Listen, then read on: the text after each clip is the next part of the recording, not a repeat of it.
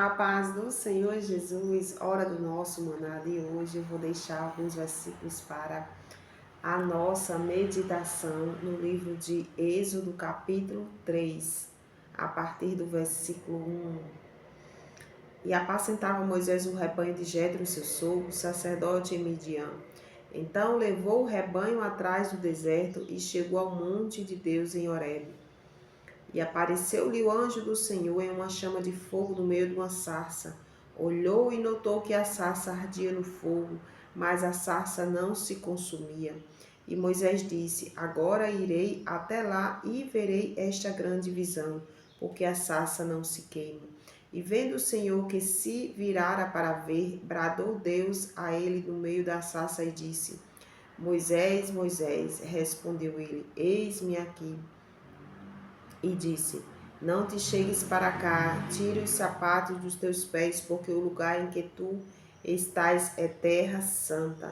E disse mais: Eu sou o Deus de teu pai, o Deus de Abraão, o Deus de Isaque e o Deus de Jacó.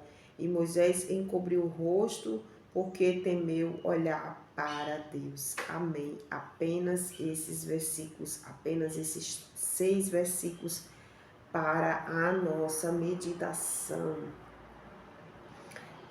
Estamos estudando um pouco sobre a vida, né, de Moisés, e nós já entendemos, já estudamos, já sabemos que Moisés foi um homem que estava ali no Egito e o Senhor trabalhou para que ele saísse dali, pois chegava o tempo dele sair daquele lugar. Né? Ali nós entendemos que o Senhor preparou todas as coisas, pois Deus, ele tem propósitos em nossas vidas. Ele não tem nada assim por acaso, nada acontece na vida do crente por acaso, tudo é propósito de Deus. Deus tem um propósito em tudo, né? Em tudo. Por mais que a gente diga, não, mas Deus tem um propósito nisso, sim, Deus tem um propósito em tudo, né? Então Deus tirou ele dali de forma que ninguém nem imagina como Deus faz, mas Deus tirou ele através daquela confusão que houve, não é? Nós estudamos já. Então, Deus ali era do querer do Senhor tirar Moisés do Egito para levar para Midian, lá preparou uma família para ele, enfim. Agora, anos depois que Moisés já estava com a sua vida bem sucedida, já estava trabalhando aqui com o rebanho do seu sogro Jetro, estava tudo, Deus já tinha preparado bem aquele homem, não é?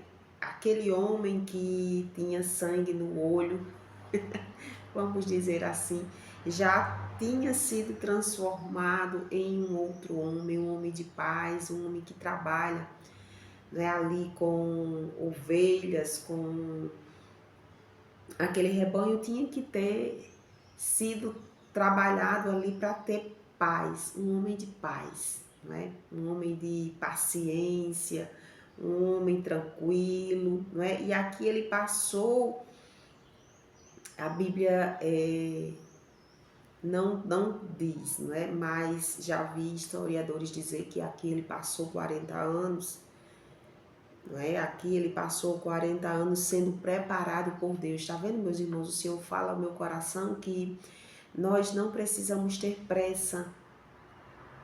Nós não precisamos ter pressa, porque Deus tem as suas etapas, não é? A primeira etapa, ele passou ali no palácio, no Egito, aprendendo, né? Aqui ele já passou outra etapa, outro processo, aprendendo, né? E agora o Senhor se apresenta para ele e faz um chamado, né? Já iria se iniciar uma outra etapa na vida daquele homem, pois Deus tinha aqui algo especial na vida dele, para exatamente essa etapa final, né? Deus já havia preparado ele para este momento, né? Deus se apresenta, Deus faz com que chame a atenção dele, né? Aqui no versículo 2 diz: E apareceu-lhe o anjo do Senhor em uma chama de fogo no meio de uma sarça. Olhou e notou que a sarça ardia no fogo, mas a sarça não se consumia, né? Então ele viu, não é, ali uma árvore pegando fogo, árvore verde, e a árvore não se consumia. Ele achou interessante aquilo e foi lá ver, não é, o que era aquele fenômeno. E quando ele se aproximou, o Senhor se apresentou para ele. O Senhor disse: Não te chegues, aqui no versículo 5 diz: Não te chegues para cá, tira os teus sapatos dos teus pés, porque o lugar em que tu estás é terra santa. Ou seja, ele só podia chegar até um determinado lugar. Ele não podia chegar muito perto, né? Ele tinha um limite. Deus estava colocando ali um limite. Olha, não venha tanto para cá. Fique aí. E aí você tire os seus sapatos. Ou seja, na nossa vida, meus irmãos, tem que ter um limite para tudo, né? Nós não podemos entrar na presença de Deus do mesmo jeito, sabe? Do mesmo jeito não, tem que ter um limite. Tire os seus sapatos. Na nossa vida, o Senhor manda a gente tirar o pecado, né? Os sapatos simbolizam o que? Hoje para nós, falando para nós, tire o pecado. Limpe sua língua, lave sua mente. Língua por quê? Porque a gente fala demais. A gente fala muitas coisas que não precisa. Quantas foram as vezes que você foi meditar aí na sua vida e você viu que você falou coisas que não precisava? Então a gente precisa pedir uma língua erudita ao Senhor, uma língua que não fala coisas vãs, coisas bobas, coisas sem futuro, palavras que não é necessário, principalmente para os servos do Senhor. O Senhor está falando para os servos dele, o Senhor não está falando aqui para pessoas do mundo que não está nem aí com nada. Nós que somos servos do Senhor desejamos de todo o nosso coração servir a Ele com perfeição, não é?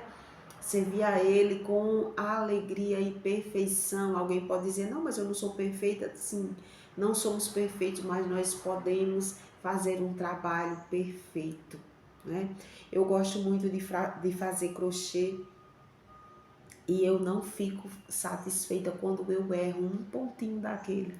Eu volto, eu desmancho aquilo ali e faço que fique perfeito do jeito daquela pessoa que me ensinou, não é? Aquele trabalho de crochê que foi me apresentado, foi me ensinado. Então eu não aceito errar, eu vou lá e conserto e fica do mesmo jeito. Então, meus irmãos, assim é na nossa vida.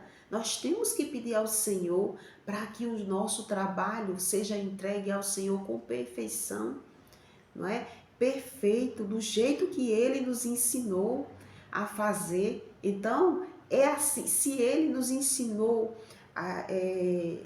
como educar os nossos filhos, por exemplo, né? Como ser uma boa esposa. Aqui na Bíblia, na palavra dele, tem dizendo tudo. Naquele grande dia, ninguém vai se atrever e dizer assim: eu não fiz direito porque o Senhor, Deus não me ensinou. Não, ele vai dizer: está tudo aqui. Por que você não se preocupou em aprender?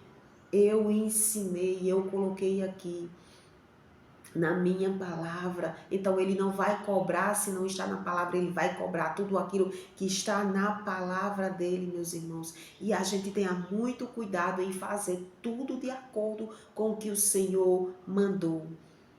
O Senhor mandou que Moisés tirasse o sapato. Hoje o Senhor manda que a gente tire o pecado da nossa mente, da nossa alma, os sentimentos ruins, que a gente perdoe, por mais que seja difícil, mas o Senhor quer que a gente perdoe. A gente, para nós sermos perdoados por Deus, a gente precisa perdoar o nosso próximo. né? Aquela pessoa que nos feriu, aquela pessoa que nos magoou. Tem pessoas que guardam mágoas no coração de pessoas que até já morreram e guarda aquilo e fala aquilo com sangue. Não é de tanto que dói, de tanto que está magoado, de tanto que não perdoou. E diz até assim: não, eu não sou ninguém para perdoar, Deus é quem perdoa. Ela peça perdão a Deus, mas na sua alma, no seu interior está magoado, né? Está sofrido, né? Sua alma está entristecida com aquilo. Então, meus irmãos, é preciso liberar o perdão. Meu tempo já passou. Eu não gosto de prolongar muito. E que o Espírito Santo do Senhor Jesus, meus irmãos, fale muito, muito mais, nos ensine muito, pois haverá um grande dia em que Ele vai nos perguntar: cadê o que eu mandei você fazer?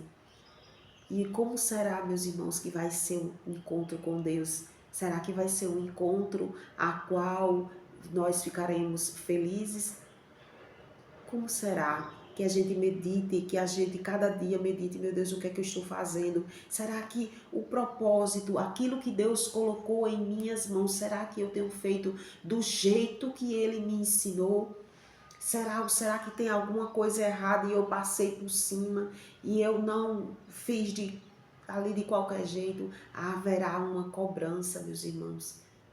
Medite bem, preste bem atenção e faça direitinho, porque o Senhor vai cobrar, vai chegar o grande dia em que Ele vai cobrar. E que o Espírito Santo do Senhor Jesus, meus irmãos, nos ensine muito, muito mais. Amém.